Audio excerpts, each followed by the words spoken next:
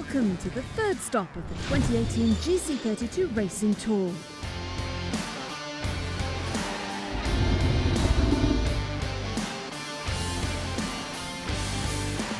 This event sees the GC32 fleet return to Spain to compete in one of the Mediterranean's leading and most prestigious regattas, the Copa del Rey MAPFRE. With racing held in the Bay of Palma, renowned for its consistent sea breeze, the GC32s are ready for another week of perfect foiling conditions in one of the world's top regatta venues.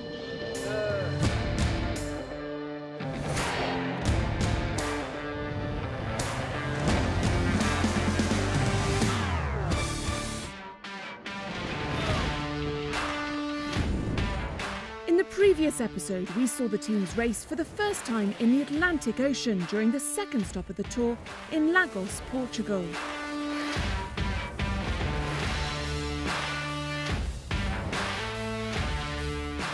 After a week of outstanding competition, the French team Norauto, skippered by Frank Camas, dominated the fleet to win the GC32 Lagos Cup and hold their position at the top of the overall 2018 GC32 Racing Tour leaderboard.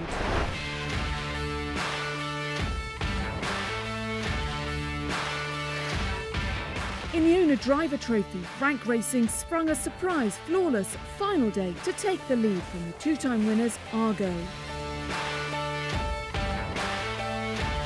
I think in Lagos we had a margin with the opponent, but in terms of points, yes, but in terms of race, it's always a very good fight, especially the last day the robots was in front or very close to us, and it's enough easy. I think we are lucky to gain places just at the end also.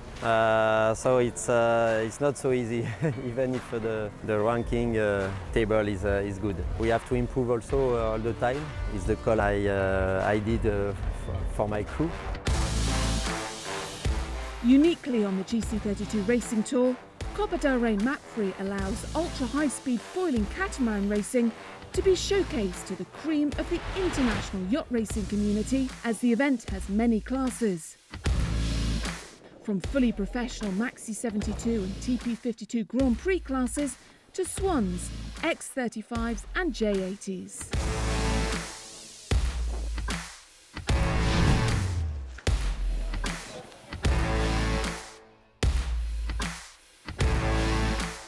Hello and welcome to the GC32s at the 37th Copa del Rey MAPFRE, one of the most prestigious and biggest sailing events in the Mediterranean. We're here for the third time with the GC32 class, and it's the third event of our season. And as you can see, it's a multi-class event. We have 12 classes competing here. We're one class.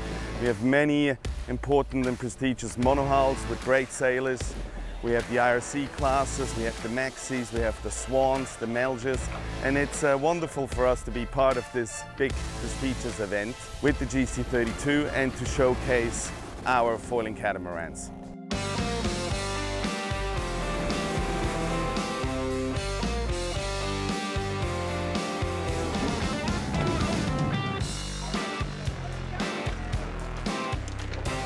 Two years ago, the regatta organisers at the Real Club Náutico de Palma allowed foiling multi-hulls to compete for the first time.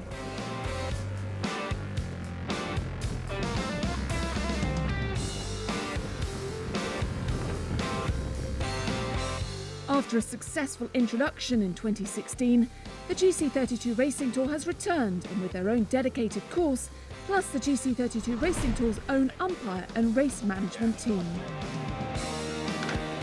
We are a very small part of this regatta.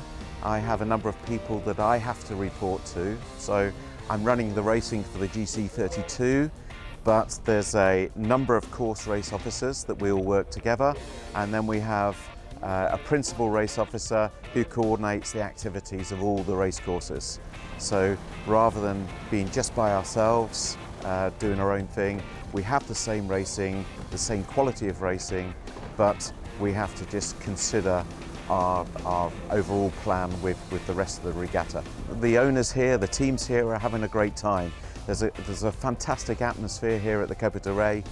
everyone's having a good time socially, the racing's as good as ever, so we're just really enjoying ourselves and enjoying mixing with all the other teams and crews, and you know, showcasing in a way that the boats and how great they are to race.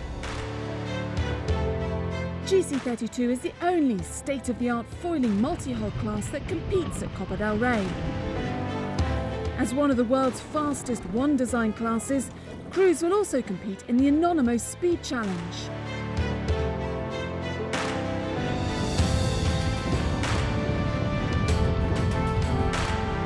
At the GC32 World Championship, Zulu won the Speed Challenge after recording 21.86 knots average speed on the flat waters of Lake Garda. However, in Lagos, Frank Racing raised the bar with 25.26 knots. Over the years, the boats have regularly exceeded 30 knots, with the average speed record set at a remarkable 34 knots. It is this incredible performance that makes the GC32 so thrilling to both professional and amateur owner-drivers to sail.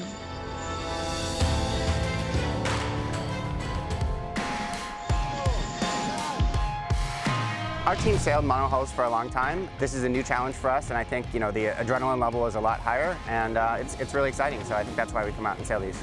I think the top speed we've probably seen, even in 13, 14 knots of breeze, is maybe high 20s, so 26, 27 knots, which is pretty fast, and that's really exciting. I've sailed on both types of boats. I think the GC is just you're closer to the water, you're faster, and you just feel the spray and the noise. It's quite an incredible, intense feeling, and every single little movement on a GC32 makes a difference. I think there's no better experience. You know, maybe you could race a car in Le Mans, or you can sail a GC32. I mean, this one is just a different world. It's almost a different sport. It's so much faster. It's incredible. Whenever you go outside, it's fun.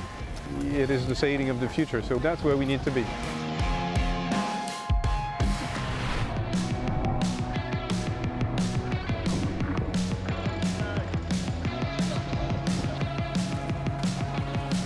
Sailing at such high speeds is not an easy task. Each member of the team is responsible for multiple operations on the boat. Everyone has their own jobs, but the crew must work together like clockwork.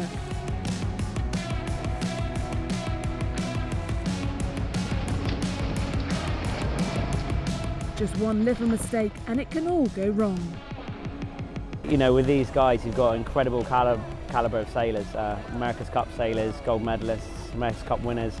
You know, so it goes without saying they've got the experience they bring into the team that I can't kind of predict any of that kind of stuff happening. So they're doing a great job. You know, we're only making very small mistakes here and there, and it's and we're always kind of moving the game on and improving at all times. So it's more about gelling as a team and kind of just kind of really understanding our kind of strengths and weaknesses and working on that. Well, the racing's extremely tight, as we know. You've got guys that have got fine-tuned boats and teams, so a small mistake is very costly. I look at the boat as everybody's a cog in the wheel. There's 5 guys on there, they all need to do their job really well. One guy makes a mistake, you can lose, 50 metres. It happens very fast. Sure, you can overcome it, but generally you'll get overtaken. You'll lose 2 spots very quickly. So it's really it's a game out there of getting a really good start and just minimising mistakes. It's very costly if you make one.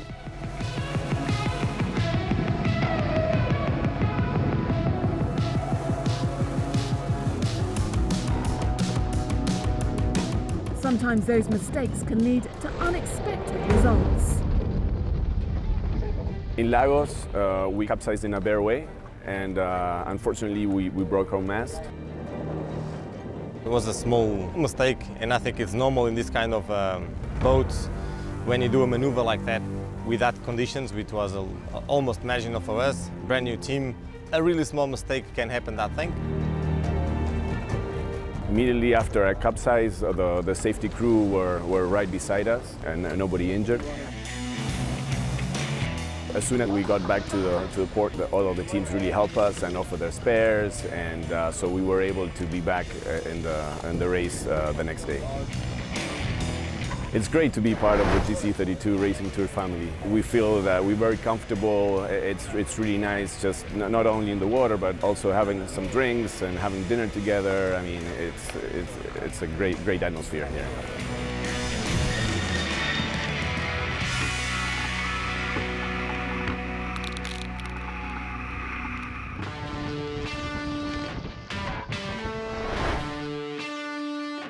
Let's return to the GC32 action at the Copa del Rey MAPFRE.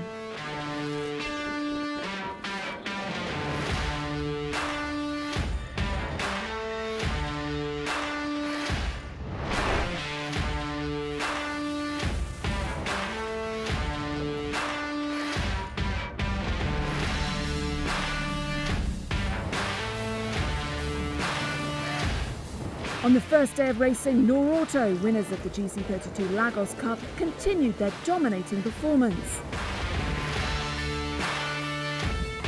Taking 2 bullets in the first 2 races, the French team also posted the fastest time in the Anonymous Speed Challenge, performing a perfect foiling jibe. However, the British America's Cup challengers Ineos Team UK made a great comeback. Taking the win in race 3 and 4 and scoring a second in the final race of the day, they topped the overall leaderboard, leaving Norauto in seconds. While Frank Camas's Norauto and Sir Ben Ainsley's Ineos Team UK were the standout crews, comfortably winning the first 4 races between them, it was Dot Film Racing of Australian owner-driver Simon Del Zoppo that claimed the 5th and final race.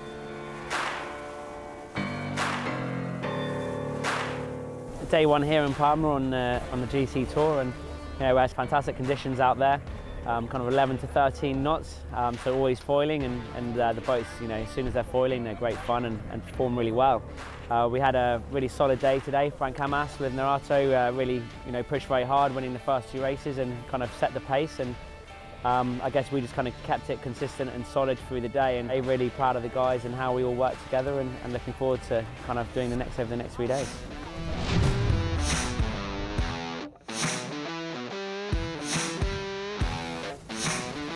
On day 2, the competition was remarkably similar to day 1. The favourites once again battled it out. Holding the lead overnight, Ineos Team UK defended their position at the top of the overall leaderboard, but were challenged by Norauto in all 5 races. Despite their best efforts, the French team Norauto remained second, with the owner-driver team Zulu and Argo on equal points behind them.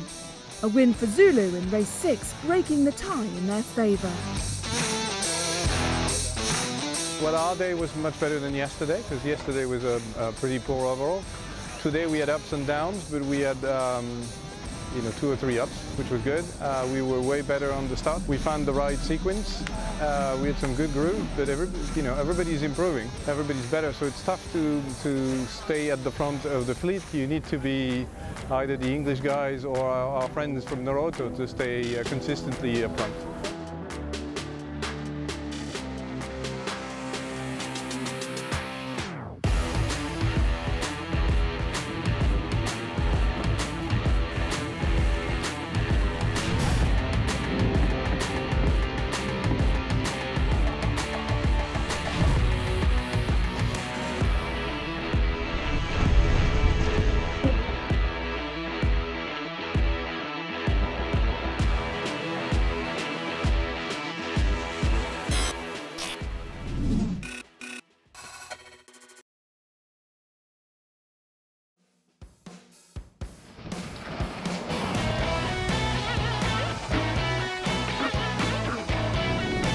The end of the second day marked the halfway point of the event and also the halfway point of the season.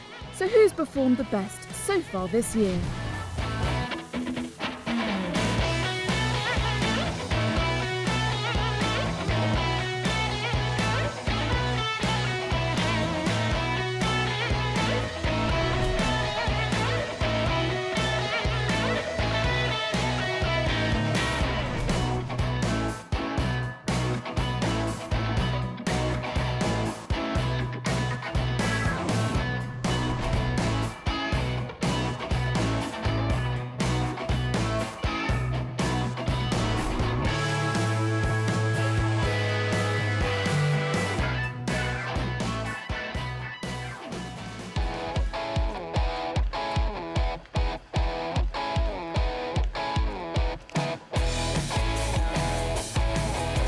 But it's not always about being first or in the top three. There are also some friendly rivalries between the crews. Sometimes satisfaction comes from beating a specific team or a friend out on the water.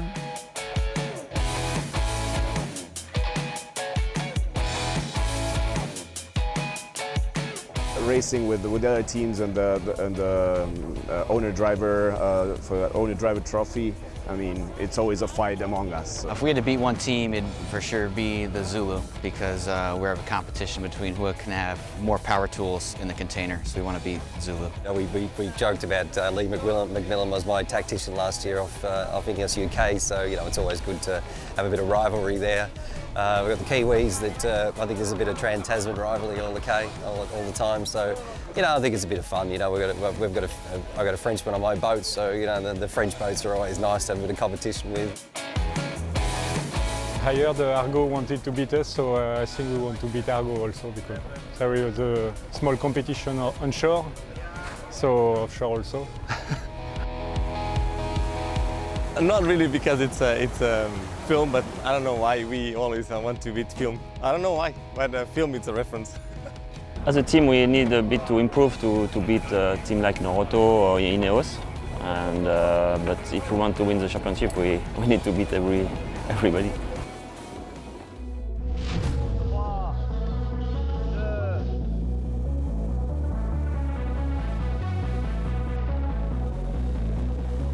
On day 3, Ineos, Team UK and Noroto continued their fight for the overall lead.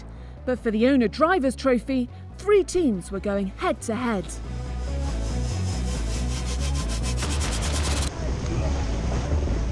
Just 2 points separated Dot Film Racing, Argo and Zulu. We're going to do everything we can to win the Owner's Drivers Trophy. We've got 2 points to make up, we've got 2 days to go, so we think we're sailing well. We're going to pull it together, and that's our objective, is to get, well, we're going to aim for top 3 in the regatta as well, so we've got some high objectives here. We're only halfway through the racing, there's a long way to go. Sure, we'd love to beat the other owners, but we'd like to take a couple points off the Ineos team and Noroto as well. Us. No, we want to be the best of the other ones. That's what we're aiming for, I guess, at least for this one. American owner-driver Jason Carroll and his Argo team challenged Ineos Team UK and Noroto with one of the best performances on day 3. They won the opening 2 races before finishing with a 2, 4 and 5. With those strong results, they became the favourite to win the owner-drivers trophy, whilst consolidating their 3rd place in the overall rankings. Zulu recorded the best time in the Anonymous Speed Challenge ahead of Dot Film Racing. Having a clear start, a clear lane, all the way to the top mark of that first beat, the first 2 races was great. Getting away kind of at the bottom of the line on the reaching race, left us enough space to pull off a second. It felt pretty good. The team was working well together. Give him a little bit of room.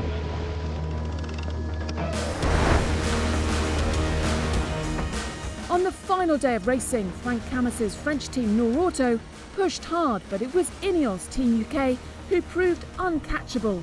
And after 19 races held across 4 days on the Bay of Palma, the British flying catamaran secured the GC32 class win at Copa del Rey MAPFRE with a race to spare. This despite being just the 2nd ever GC32 Racing Tour event for Sir Ben Ainsley's America's Cup team. It's been a really fantastic week for Ineos Team UK. Like you said, we got off to a good start on the first day, managed to get out in front, but it's been a really tight battle with Noroto the whole way through. It's been a tight battle, but a really fantastic effort by the whole team, all the sailors and all the shore team, the coach, and everyone who's helped us kind of have a really solid week. We're a big team, and we're constantly, we're new into the GC in some sense, so we're finding our feet in the fleet and learning to understand the boat better and better. And we definitely have felt like Noroto, they've had really good pace right from the beginning of the year, really good boat speed, and kind of we feel like we're kind of learning a little bit from them and watching them and kind of putting that into practice. For a 2nd consecutive year, Zulu won the Anonymous Speed Challenge, having recorded 23.54 knots, the highest average speed at the regatta. For this, Maris received an Anonymous GC32 Racing Tour edition timepiece. We had lots of downs, and a number of ups, which in the end gives us a sort of an average result. We finished fourth. Today was the better day for us. The conditions were perfect. You know, it's Palma, it's always the same. It's nice, sunny, a little on the warm side. The wind is good, and conditions are just perfect for our boats. Well, but that's because I do car racing the rest of the year, so I'm used to go fast now. We take it seriously. It's one thing that maybe not everybody does. We take it very seriously, we have fun doing it, and we probably have a good technique for the turn. Apart from that, it's probably a bit of luck as well. Argo, skippered by Jason Carroll, had a strong final day, and with a succession of top 3 finishes, they concluded the regatta in 3rd place overall and also won the Owner Drivers' Trophy. We've had an excellent week. We've ended up coming 3rd, winning the Owner's Driver Trophy, which is good. But you know, you never can be comfortable because you've still got to keep pushing and still keep improving, because every event, everybody is getting better and better. All of the owners are getting better and better, and you can see that when you've got the America's Cup teams that we're racing against. These guys are beating them, so we have to keep pushing to maintain that we stay in front.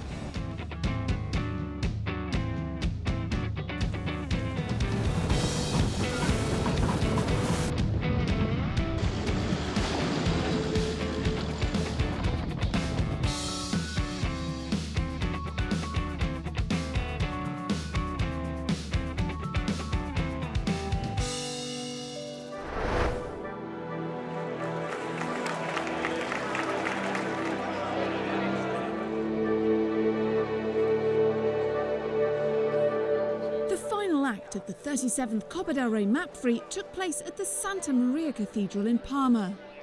Families and friends gathered to honour the sailors, whilst King Philippe VI himself awarded the prizes to the winners of the GC32 Copa del Rey MAPFRE.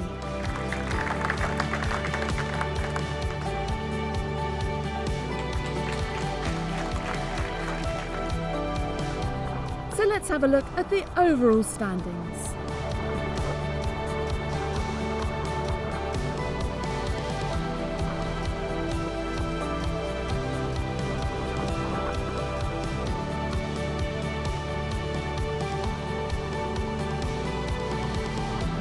So that's it from Spain. The teams will next meet up for the 4th event of the 2018 GC32 Racing Tour in Villasimius, Sardinia, Italy. We'll see you there.